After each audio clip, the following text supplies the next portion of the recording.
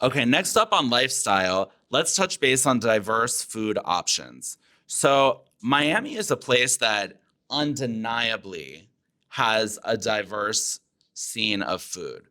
Being an international hub, you really have foods from countries that you've never even imagined trying. Initially, some of the most famous chefs in the world, like the Jose Andreses of the world, the Daniel Boulud's of the world, they've opened up, a couple restaurants in Miami. And now, a few years later, they both have several locations of restaurants in Miami. These types of restaurants include fusion type cuisines such as Peruvian, Italian, Asian, and just a number of things that you might think is kind of like off the beaten path for a traditional type place where the nicer restaurants are more chain based. So that's one thing. And then the other thing is you have a lot of restaurants that have been already successful in other major metropolitan areas. So for example, let's look at a restaurant like Philippe.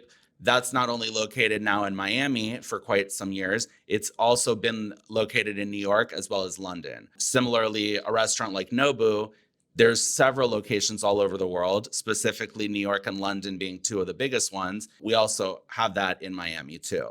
So Miami more or less is a bit cutting edge when it comes to the food scene.